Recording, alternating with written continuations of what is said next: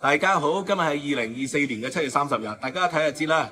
即係我而家係身處一個炎熱嘅夏天啊！我好幾年冇過過炎熱嘅夏天㗎啦。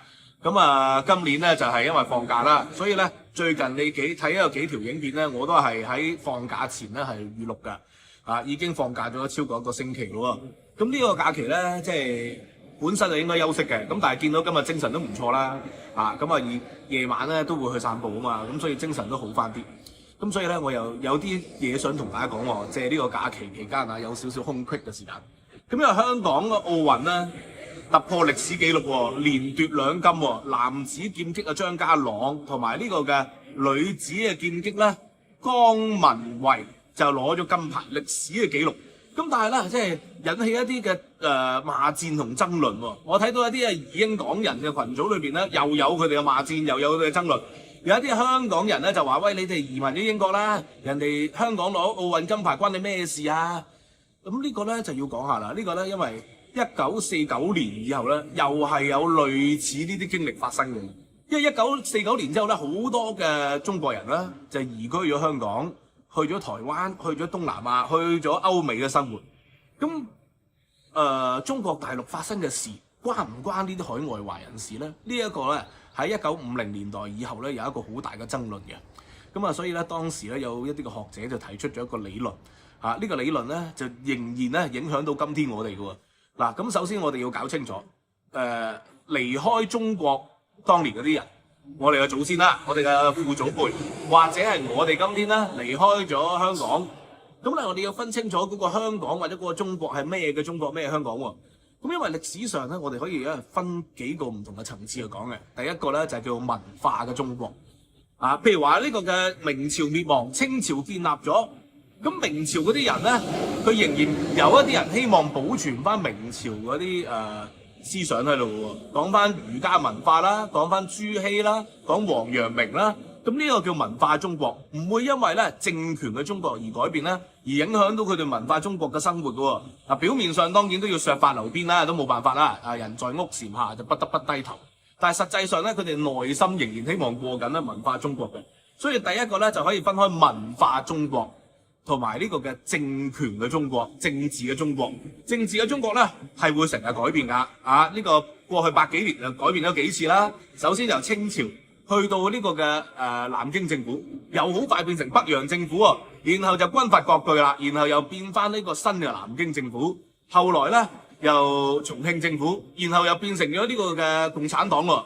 共產黨嘅北京政府咧，同埋呢個國民黨退守嘅台北政府咧，就分庭抗禮咯。咁所以政權中國咧係經常會改變嘅。咁但係問題，我哋愛中國，有啲人會愛佢個政權中國，但係有啲人咧，佢純粹係愛嗰個文化嘅中國嘅啫喎。即係好似呢個嘅孔子話禮失投諸野喎。呢個政權嘅中國，魯國、宋國、衛國，可能唔係孔子心目中咧好嘅中國嚟嘅喎。咁所以咧，佢就係希望咧恢復翻東周啦，唔可以翻西周，都希望翻東周啦。呢個就係孔子所講嘅文化中國。咁最後一個中國咧就係地理中國喎。地理嘅中國咧，因為我哋喺個山川河水嗰度長大，我哋飲嘅係黃河嘅水、長江嘅水、東江嘅水。我哋嘅祖墳咧就葬咗喺潮州、葬咗喺廣州、葬咗喺唔同嘅地方。嗰個係一個地理嘅中國。地理嘅中國咧同我哋咧係一個雖然係一個物理上有距離，有啲人離開咗大陸，物理上有距離㗎，但係呢個嘅文化嘅中國咧，佢係緊緊聯繫住嘅喎。所以呢個亦都係中國共產黨所講㗎，海外華人都係中國人嚟㗎嘛，係咪？海外華人起碼文化上係一個中國人，佢政治上可能係馬來西亞國籍嘅，可能係新加坡國籍嘅，可能係其他唔同嘅國籍嘅，但文化上可以係一個中國人。當然呢個中國人咧，嗰個譯名咧可以好複雜嘅。因為你喺美國佢可以話你 American born Chinese 係一個美籍華人 ，Chinese 可以做華人，你又可以做中國人。咁呢個係一個 very flexible 嘅一個討論嚟嘅。咁所以咧，呢個嘅張家朗或者江文慧奪金，關唔關海外香港人士咧？咁海外香港人咧係受文化香港影響長大。我哋係睇港產片啦，聽廣東嘅流行曲啦。我哋睇香港嘅運動員，呢個又何妨咧？所以我哋係受香港嘅流行文化、香港嘅社會文化影響而長大。地理上嘅香港咧，喂，我哋嘅屋企人可能咧好多仲係喺香港㗎喎，或者我哋嘅先人葬咗喺香港㗎喎，所以地理上咧同我哋係分唔開嘅。雖然物理上我哋而家離開咗香港，但係實際上文化嘅香港、地理嘅香港同我哋咧，仲有一個非常之深厚嘅淵源㗎嘛。加上呢個嘅政權上嘅香港，可能有啲人唔認同嘅政權，咁但係政權係正如頭先所講，過去100年中國更變咗無數次嘅政權咯，唔會因為一時嘅政權嘅改變而令到你對個中國咧係有厭惡嘅，可能厭惡都會有一時厭惡嘅，但係唔會永久性有影響㗎嘛。咁所以我哋睇中國嘅女排，見到中國女排贏獎，我哋都會高興㗎喎。咁呢個係第一點啦。第二點咧，仲有一個同心圓嘅，譬如話你見到 NBA， 哇有日本嘅籃球員喎，有日本嘅籃球員有八村壘喎，雖然咧八村壘都係混血嘅，但係我哋見到佢都高興嘅，見到姚明見到林書豪，佢哋唔同國籍㗎，有台灣籍嘅，有呢個中國籍嘅。我哋都會高興喎，因為同心圓。大家見到喺美國呢個地方有亞裔嘅人贏咗獎，有亞裔嘅人攞咗杯，你都會與有榮焉嘅。呢個係同心圓文化。同心圓文化係咩啫？即係由近而遠嘛。你對亞洲，你見到世界盃中國贏唔到，但係你見到其他嘅韓國當年咧可能打到入4強，你又會覺得好高興嘅喎。你見到日本又晉級，你會見到好高興喎。呢個就係同心圓嘅文化啦。咁所以即係見到中國嘅運動員贏獎，見到香港嘅運動員贏獎，亞洲運動員贏獎，你會覺得倍感親切。見到中國嘅乒乓贏獎，可能你會倍感親切。呢個係一啲都唔出奇嘅。咁但係當然亦都有啲人見到中國輸佢會高興啦。呢個係個人 personal choice， 個人嘅取態。好啦，咁講翻咧，有啲人就話因為嗰個女仔江文慧，佢係撐國安喎，好似鄧炳強所講喎，鄧炳強話亦同佢一張相有合照喎，撐國安，咁係咪事實如此咧？咁呢個可以深入啲討論啦。但係你從佢嘅 CV 你見到咧，我哋好叫呢種人咧叫吃得開的人。咩叫吃得開的人咧？因為佢喺美國讀書啦，first degree， 然後去咗中國人民大學。中國人民大學咧，即係坦白講，你喺美國史丹福大學，你去北大、清華、復旦呢啲國際排名名列前茅嘅大學咧，去銜接去讀一個學位，咁呢個係學術上發展咧可能會好啲。但係佢入去中國人民大學，中國人民大學咧就叫第二黨校喎，第一黨校叫中央黨校啦，第二黨校就叫中國人民大學，係一個黨校嚟，係一個又紅又專、根正苗紅嘅黨校嚟。咁佢入去裏邊咧，寫個研究嘅題目啦，因為我係做研究，譬如話我做經濟史、經濟思想史研究咧，我係研究司馬遷鹽鐵論我係研究呢啲噶嘛。老子想義著嘅經濟思想呢個就係我近年嘅研究嚟噶嘛。咁但係咧，我去開會咧，成日有啲學者咧，佢哋就唔係研究呢啲，去馬克思學院出身嘅，佢哋研究咩？習近平嘅經濟思想、胡錦濤嘅經濟思想。我仲見過曾經咧有一個申請國家社科項目咧，係周永康的法治思想啊，結果批咗啦，批咗幾十萬啦，批咗冇耐之後幾個月咧，周永康被拉咗啦，佢只能夠改咗研究，就研究周永康腐敗嘅思想如何影響中國。你只能夠扭轉嗰個命題嘅啫。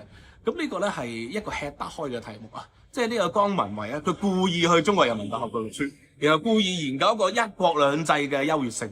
咁呢啲咧就係容易申請基金、容易申請項目，將來咧入國有企業去黨嘅事業單位工作咧，當然係會順利好多啦。然後再嚟香港中文大學做一個法學博士學位，咁呢啲咪會叫做吃得開咯。咁會唔會因為佢話佢個生涯規劃吃得開，而去攻擊佢，話佢係藍絲或者係咩咧？咁呢個就係即係我覺得係要睇程度啦。因為你既然留喺香港發展，其實某程度就係建制嘅一部分嚟喎，成個香港都係一個建制嘅一部分嚟噶嘛。而你加入咗呢個香港嘅奧運隊，受國家或者中國香港嘅運動員嘅身份去出戰，受國家或者即係中國香港隊嘅資源培訓，呢個當然係建制嘅一部分啦，唔係普通嘅部分啦，而係建制嘅一個前哨啦。而你贏咗獎，佢哋建制咧就會攞你嚟做宣傳，係由亂及治，由治及興，呢個當然就係成個計劃嘅一部分啦。咁但係會唔會因為咁樣而視之為係惡人，或者等同佢作惡咧？呢個我就覺得係一個跳躍嘅討論嚟嘅。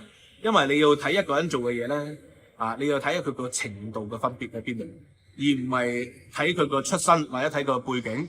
咁你睇下佢將來會唔會做啲乜嘢，講嗰啲乜嘢，咁呢個先係重點嚟噶嘛。但係你話你喺建制嘅部分，建制要拎你嚟做宣傳，或者你要感謝翻個建制，咁呢個亦都係無可避免嘅。否則嘅話，你連出選或者受訓嘅機會可能都會被剝奪嘅。咁所以我哋成日同人嘅討論咧，就要有同情嘅理解啦。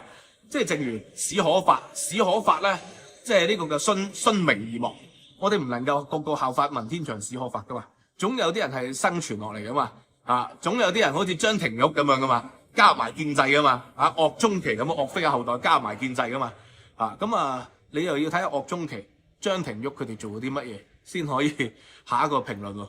否則嘅話，你就話岳鐘琪、張廷玉佢加入建制係清朝嘅走狗，係如何，咁呢個當然係一個事實，但係就忽略咗一個叫做同情的理解啦。咁 anyway 咧，今日嘅假期啦，去到呢度啦，我就唔係講得好嚴謹啦，輕鬆咁閒談。我見今日精神幾好，先同大家講講，因為我而家享受緊我呢個悠長嘅假期，好幾年冇放過假啦。多謝大家，拜拜。仲有收費平台 Patreon 啦，同埋呢個嘅 YouTube 會員咧就有文字版啦。咁其次咧就係有呢個嘅預先嘅會員影片喎。咁因為我預錄咗6條影片啦，而家公開咗3條。仲有3條咧，會員咧已經可以優先睇到噶啦，咁希望大家可以支持啦，拜拜。